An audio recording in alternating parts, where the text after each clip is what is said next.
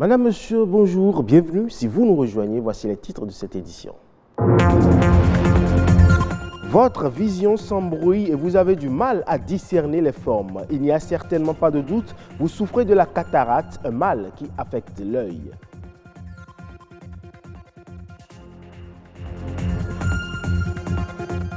L'art culinaire regroupe sous forme artistique les principes appliqués à la cuisine. Au Bénin, la promotion et la valorisation de l'art culinaire est un atout de développement.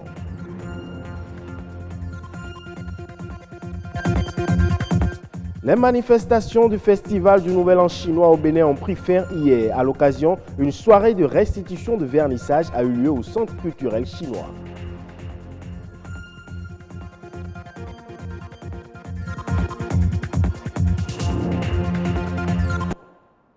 Je le disais dans les titres, vous souffrez de brouillard, de perte de vue ou d'éblouissement à la lumière vive. Eh bien, sachez-le, vous souffrez là de la cataracte. Cette maladie de la vision est une affection due au développement d'opacité sur le cristallin. Le seul traitement possible est la chirurgie. Comment contracte-t-on ce mal, la cataracte, et peut-on la prévenir? Eh bien, Cécile Houndé nous donne des précisions. Une tache blanche sur cet œil, mais pas anodin. Il s'agit de la cataracte.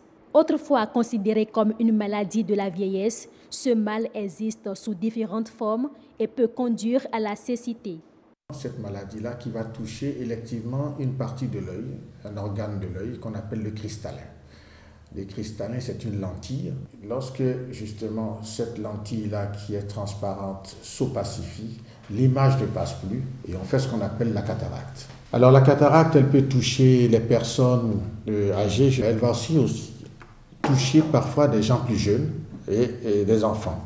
Ça peut être un coup qu'on porte sur l'œil, ça c'est chez les sujets jeunes en cas de traumatisme, mais ça peut être aussi une altération, un petit virus qui a attaqué l'œil dans l'enfance et qui a altéré une partie de cette enveloppe et qui crée justement la cataracte.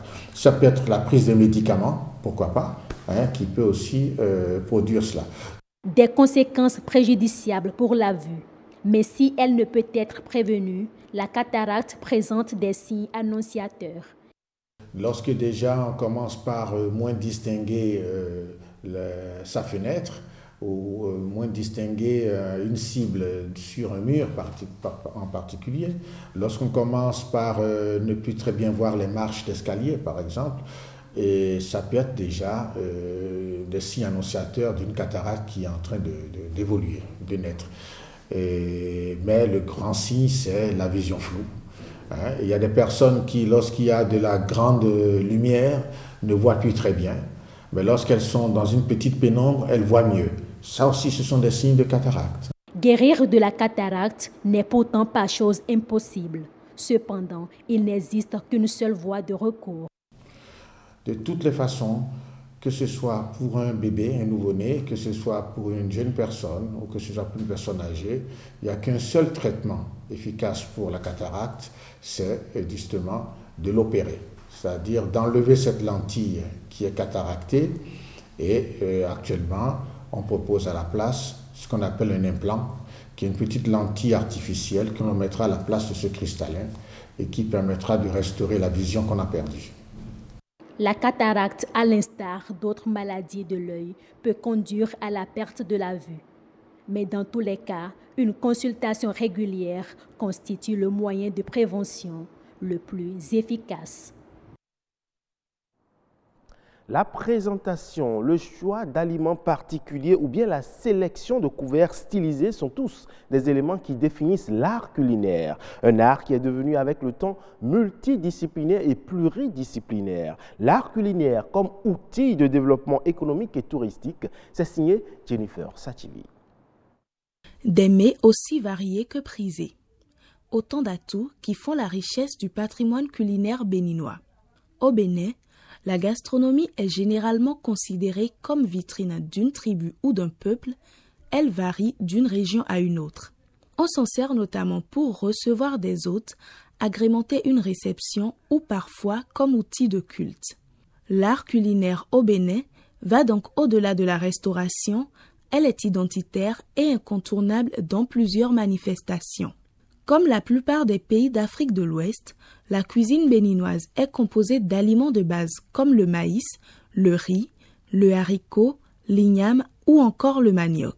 Elle est toutefois très diversifiée et comporte un très grand nombre de recettes. Des breuvages sont également préparés à base de maïs, de mil, de sorgho ou de noix de palme. Le sodabi est l'alcool de fabrication artisanale le plus connu. Toute la richesse du patrimoine culinaire béninois réside donc dans sa diversité, un atout qui pourrait susciter l'intérêt s'il est promu et mis en valeur. Développer le tourisme d'un pays à travers ses richesses culinaires est une pratique assez en vogue dans bien de pays. Selon un rapport de l'Organisation mondiale du tourisme datant de 2017, la gastronomie est devenue une motivation importante dans le choix d'une destination.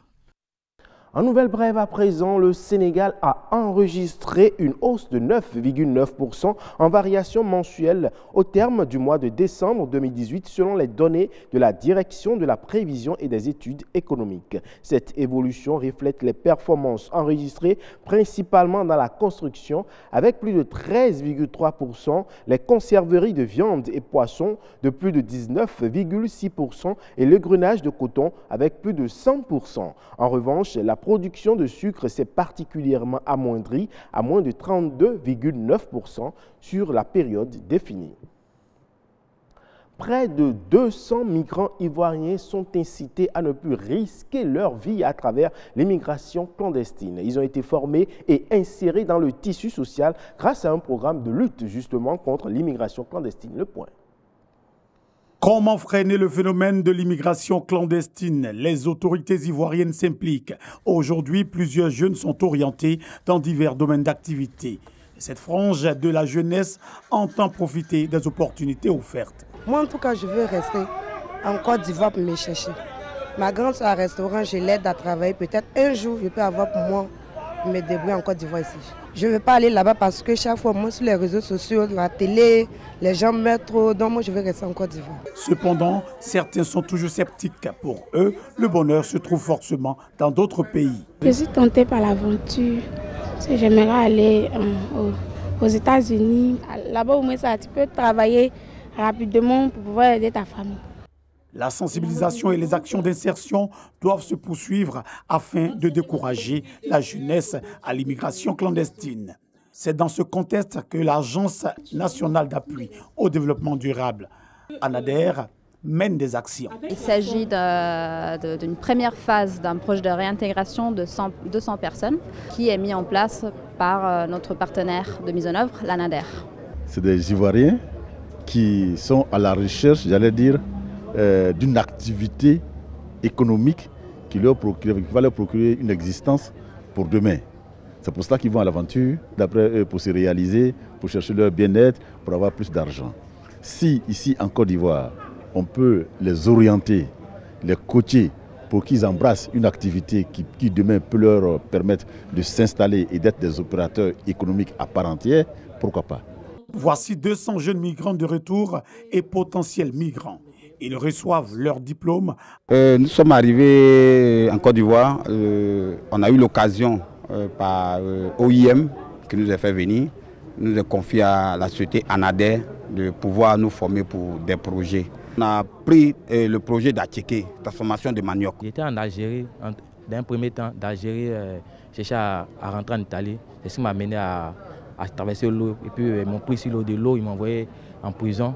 Il fait au moins un moment dans la prison de Libye. De là, bon, Dieu a ouvert une porte. Ils m'ont donné la formation de pondeuse, apprendre à mettre une ferme en place. L'élevage de pondeuses, la cuniculture, la production de légumes, la transformation de l'attiqué sont entre autres les formations reçues par les apprenants. Très bientôt, ils seront dans la vie active.